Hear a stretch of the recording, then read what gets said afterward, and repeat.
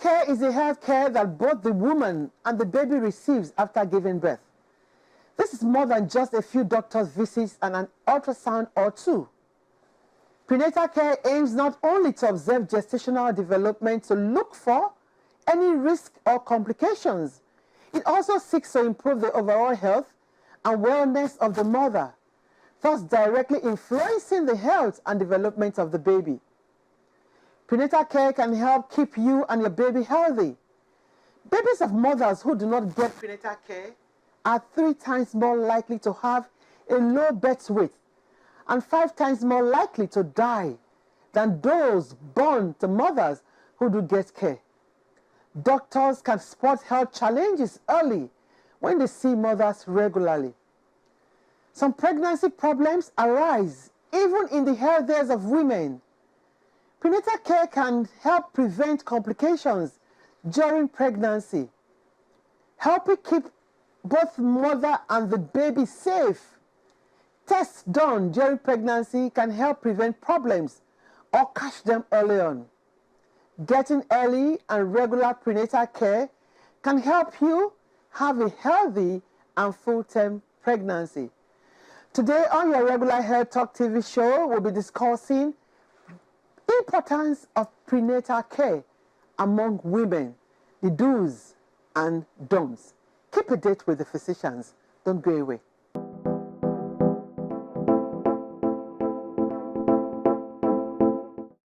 Every day and in every way, enjoy that I find support. No matter the role you play, nutrient pack supplement for you and me. In your body, that I fight you. Darvite Nutritional Supplement is loaded with essential multivitamins, minerals, and natural ingredients that helps you to be at your best. Darvite from LB Pharma. Darvite. Love yourself. It's another day with the physicians where your health is our business.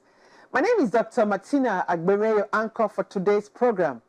We're discussing the importance of prenatal care among women, the do's and don'ts. In the studio with me, we have our guest. She is a consultant obstetrician and gynecologist with the Lagos State University Teaching Hospital. She's no other person than our own Dr. MODUPE ADEDEJI. Doctor, you are welcome to our program. Thank you very much. We're talking about the importance of prenatal care, the do's and the don'ts. Yeah. The do's and the don'ts. It actually sounds really interesting. So first of all, let's start with prenatal. What is prenatal? And what is prenatal care? Yes. Well, prenatal is another word for antenatal. Okay. Commonly called that way. Okay. But over time, we've started taking to prenatal care. So it's actually the care that we give to pregnant women during the course of pregnancy, with the main aim to identify problems early enough to prevent problems at all, and basically, and to ensure that during the period, the mother and the baby, they are fine, so as to achieve a good outcome. That's what prenatal care is about. It's actually a preventive medicine. That means that in this way, we are not going to be waiting for problems to occur. We will find out about the problems early enough, and then we intervene when we are supposed to. So there are risk factors that we look out for, and we know what can happen with those risk factors. So when we start to intervene early enough, then the outcome will be better. Okay. So yes. Prenatal actually starts as soon as conception is confirmed, right? Not really. Okay. Because first and foremost, you first have to know that you're pregnant. Okay. Because if we say it's from conception, when we have not confirmed pregnancy, we can have a woman in clinic whose tummy is actually growing because of the desire to be pregnant, and lo and behold, you go for a scan and the uterus is empty. So we first of all have to confirm pregnancy. And when do we do that? When a woman misses her period, let's say 2 cycles, then she can go for a scan, identify that the pregnancy is in the right place, that means within the uterus, not outside the uterus. We'll be able to even use the opportunity to date the pregnancy, duration of the pregnancy more accurately. Then we can now say antenatal care can commence. Okay. Yes, I purposely emphasize that because most times people tend to come in to register for antenatal when they see that the tummy is out. That means the uterus is out. Okay. The time to start is actually as early as possible because that care starts from that place. There are things that we can do to prevent miscarriages, things that we can do to prevent that we should have taken care of before pregnancy gets to term, and and many of those things are such. Okay, so the time you use in preparing for conception, what do you call that period? Yes, that's the pre-pregnancy stage, so to say. Okay. Yes, natal is pregnancy. So this time around, before getting pregnant, that's the period when the woman is married, obviously, and now is ready to get pregnant. Okay. So you come that preconceptional care, that's what I'm looking for. Okay. So that is actually, we have a clinic for that as well. Okay. You actually come see your gynecologist to look out for factors that may affect, mitigate against the pregnancy, or maybe cause a challenge during pregnancy, or even know how to start off the pregnancy. Just to prepare yes, it's not every couple actually that would want to go into getting pregnant as soon as they are married. So it's important to have that. We emphasize this more on our women who may have some medical conditions even before going into pregnancy. Even if there is no medical conditions, a couple that is AS and the partner too is AS, you know, they are fine, there's nothing wrong, but they can bring about a sickle cell child. So there are things that we can do to prevent that from occurring. Even a patient who is HIV positive, how do you want to get pregnant and how would you prevent your child from having HIV? So if the care starts spiral to antenatal, then it will help it also. Okay. But during the pregnancy as well, there are things that can be done as well. So is that thing that you talked about, the HIV on, so it's also possible for a couple, the husband and the wife who are both positive, to also have a baby who is negative. Exactly. Yeah. Is that during the antenatal, those are the things that usually are taken care of. Yes. Okay, so now maybe we should, so that for the purpose of our viewers to be able to understand it, the importance of prenatal, do you want to just break it down in the first, second, and third trimester, so we don't lose out anything? Yes, well, I'll try to... Remember, we're talking about the do's and the don'ts. Yes, exactly. Yeah. I tried to already define what it is. Yes. Because we're actually looking out for things. As I've said, it's a preventive medicine. For instance, we know what to expect when a woman is getting pregnant for the first time. We know what to expect if it's a second pregnancy. Well, that's like getting used to it. And then we know what to expect when the pregnancy is getting too many. You know, so in the first trimester, I think I've been in the program before that we were talking about how it goes with motherhood and all that. Yeah. So sometimes people can't cope with those signs and symptoms that comes with pregnancy in the first trimester, like vomiting. You know, it can be so excessive, and then we call it hyperemesis then. Vomiting means emesis. But when it's now becoming hyperemesis, that means that the woman is losing a lot of fluid, is affecting her system. In fact, the kidney, the organs of the body can shut down, so we have to be careful about that. So then you need to admit such patients and correct those things. In the first trimester, there are things that could actually bring about miscarriages, especially first trimester, where some people, they don't even know they are pregnant, and then they just notice a delayed menses and then a heavy menses afterwards and all that. So it's important that we look out for those things in the first trimester. Much more importantly, the type of fetus, because that's the period that we can even pick up malformed fetus. Do you want to carry that pregnancy to term? That's during the late and early second trimester. Then the course of pregnancy for a first timer who is approaching the second half of pregnancy, it's common that they come down with hypertension in pregnancy. So we start preparing for those kind of things, looking out for them. So people have to register to know all that. Then the third trimester is when we prepare for delivery. How do we want to deliver this woman? When do we want to deliver this woman? And all of that before the baby comes out. Wow. First, second, and third trimester. Just summary. Very summary. Yeah. But is it possible, because there are some cases, some women often say, even when they are pregnant, there are times that they still bleed. The period still comes meanwhile they are pregnant. I love that. I like to let us know clearly that any bleeding at all in pregnancy is abnormal. The reason for bleeding in the first place is it tells us that the woman is not pregnant. That's the essence of bleeding. That's the menses. So that means the next cycle, try again. maybe blood will not come. So why, for crying out loud, will you be seeing blood? So if you see blood, then there is something wrong with the pregnancy. So it is never that if you bleed during pregnancy. Is either a miscarriage is about to happen, that's if it's in the first, second trimester, or there's a danger, that's in third trimester. Probably the placenta is not well placed or is separating to the detriment of the fetus and all that. So you need to come up immediately so that we can intervene. Okay. Yeah. Thank you. Just hold on. We need to keep a date with the physicians. Our viewers are there. A lot of them actually eager. We need to hear from you. What have you got to say? The experiences. What did you used to do for the mothers, especially when pregnant? Did you go for antenatal, or are you preparing? Are you pregnant now? Are you going to antenatal? Have you registered? If you are not, what are you doing? Or are you part of those people that believe that antenatal is not important, but you can do it all by yourself? Let's hear from you. We'll be back after this short break.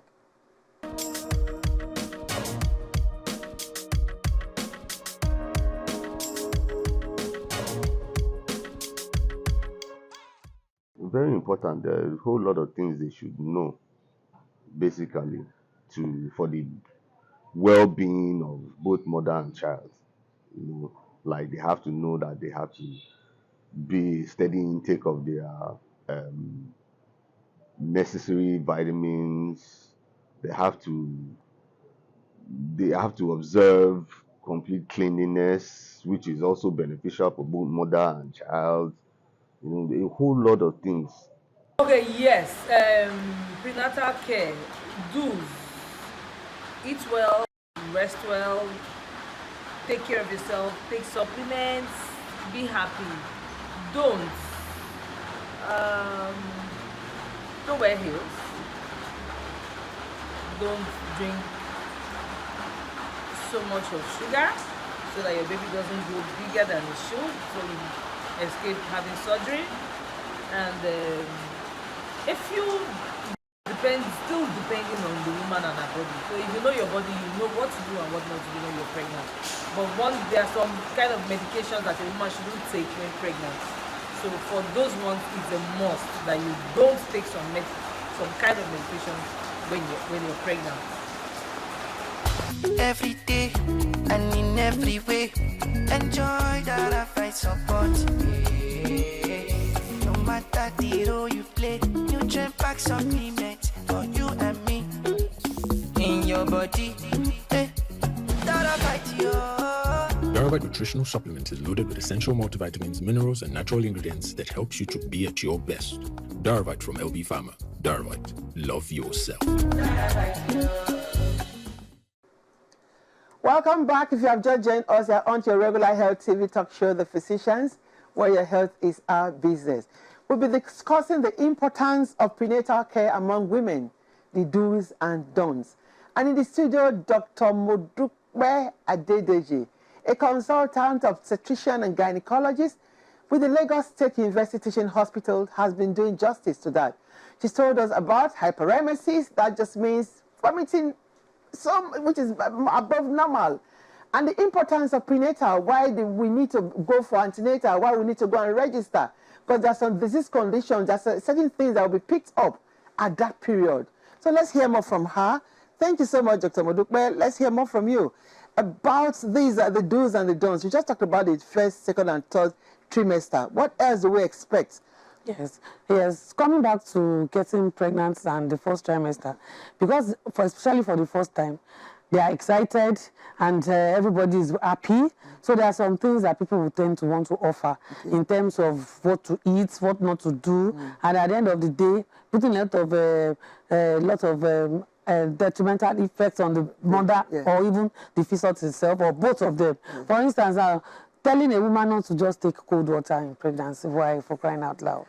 There's nothing cold water during pregnancy. There's nothing wrong with that. Then on my side, you hear that they should not take plantain because the sutural lines on the fetus will be there when normally it is there. That's what will create that. So in not going on and on with so many of that, it's important to come in so that you know what is good and what is really bad. What actually is really bad is actually taking medications without prescriptions, because we know there are medications that are safe during pregnancy and there are medications that are not safe outside pregnancy and all that. And then to also know even what to do. For instance, it may be a time that the husband just feels that I should not touch you, or and there are some conditions where even we would have to say that you have to hold on with that for some time, you know. So many things. It's actually a very easy period. It's supposed to be a physiological period. That means something normal. So all we're doing at that period